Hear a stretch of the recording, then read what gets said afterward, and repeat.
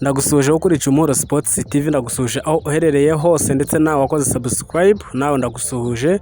Hano kandi umuntu mushyashya ugeze ahangaha nawe tumuhaye ikaze. Mwigaragaze harabura iminota mike ya match ikaba yatangira Arsenal ndetse n'ikipe ya Manchester United. Uwitwa Kobbie Mainoo ku rubuga rwe rwa X bamwita Kobbie Mainoo, ni umukinnyi w'ikipe ya Manchester United. Yafashe 11 beza ba Manchester United arangije ashyiraho n'ibitego bari butsinde ikipe ya Arsenal.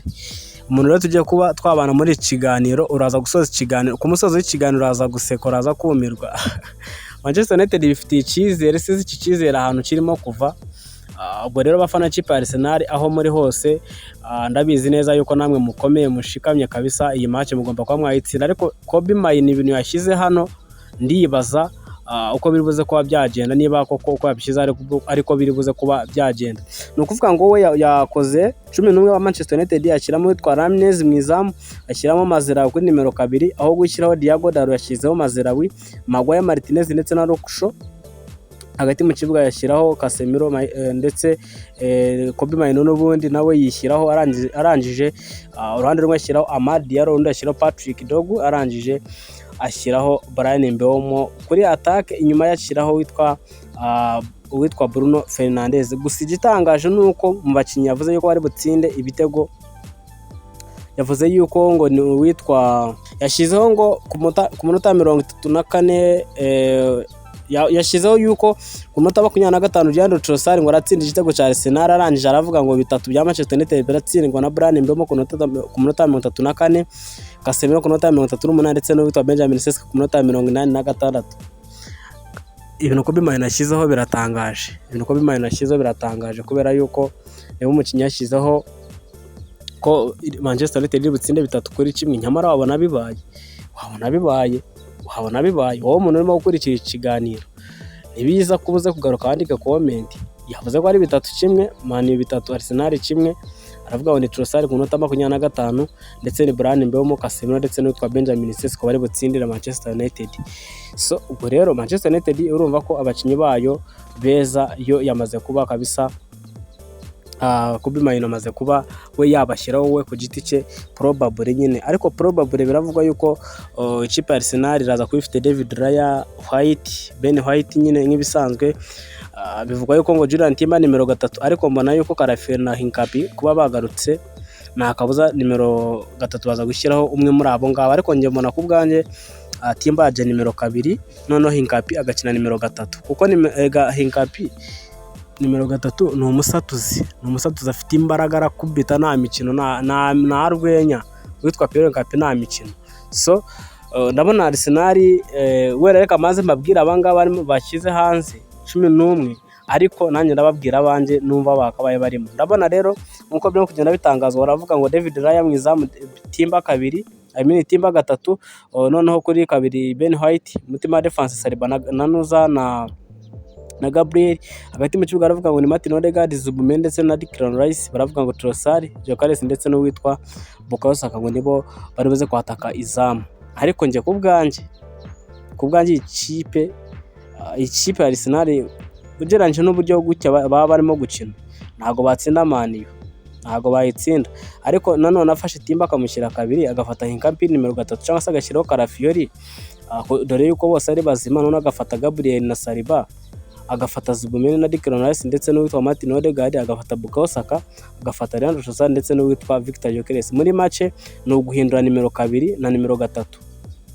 Timber akamukora nimero 3 akamushyira nimero 2, noneho kuri nimero 3 agashyiraho umukinnyi uhakina bisanzwe nyine, apana guhenjeka. Kubera ko gushyiraho umukinnyi ukamuhenjeka ntabwo byaba ari byiza. Yego Timber asanzwe hakina, ariko hari abashaka umukinnyi ukinisha imoso, kereka niba ashaka kugira ngo uwitwa Amad Diallo aheshe Timber amakarita y'imihondo. Ariko mbona yuko hari agashyizeho umuntu ufite wihuta, kuko nuza uriya muhungu witwa Hincapié afite ukuntu abangutse cyane, arabangutse, ni wa mukinnyi ubangutse cyane. Ndumva rero ari gutyo Arsenal yakagombye kuba ibigenza. Tujye kureba rero ku rundi ruhande, biravugwa yuko ngo uwitwa Gabriel Martinelli ashobora kutaza kugaragara, ni ibintu kugenda bivugwa, kubera yuko ngo hari amakipe arimo kugenda amwifuza.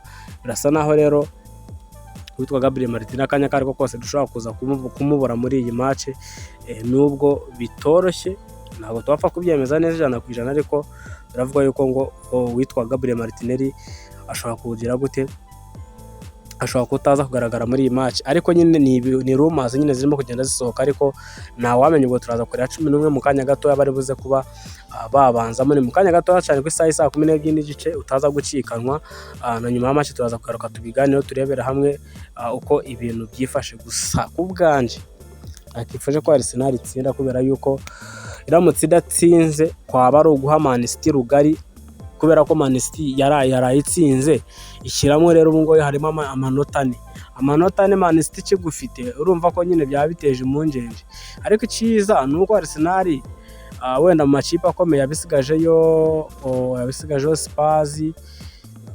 Spurs nabwo wenda twavuga ngo kubera ko ari akaderby nako twakabara, yabisigajeyo wenda Man City, wenda n'utundi dukipe dukubagana nka za Newcastle, Aston Villa barakinye, Liverpool barakinye, ndavuga retour bagiye gukina na Man U, nyine match wenda ikanganya habasigayo Man City, wenda aho ngaho bazisobanura. Gusa sofa aka kanya Arsenal igomba kuba yatsinda, ikareba uburyo yakongera ikinyuranyo, ikareba uburyo yagira gute yakongera ikinyuranyo. Ariko nakubwiye probable y'ikipe ya Arsenal ko ari David Raya, nkubwira uwitwa Ben White nimero 2, nkubwira Timba 3 kuri nimero 3, nkubwira uwitwa Gabriel ndetse na Saliba, nkubwira rero Declan Rice, Martin Odegaard ndetse n'uwitwa Martin Zubimendi, Bukayo Saka, Victor Gyokeres ndetse n'uwitwa Leandro Trossard. 11 ba Man U rero probable, tutavuze bariya uwitwa Kobe Mainoo yaravuze yuko bari butsinde 3 Arsenal. Man U ndabona 11 babo ari Ramires Mwizamu, Dalot, Maguire, Martinez, Luke Shaw, Casemiro, Maino, Bruno Fernandes, Bryan Mbeumo mu ruhande rumwe, urundi Matheus Cunha ndetse na Benjamin Sesko. Iyo ngiyo niyo probable y'abashobora kuba banzamo. Urabona ari indi uribuze kuba yakirukana amanota 3. Man iramuka itsinze irakomeza gusatira umwanya wa 4, nubwo Chelsea maze kuba yawufata aka kanya, ko Chelsea ndabona irimo gukina kandi irimo kubyitwaramo neza. So kanda subscribe, turazagaruka nyuma ya match turebera hamwe noneho ibyaranze match. Ese Arsenal iratsinda? Katubitegereze.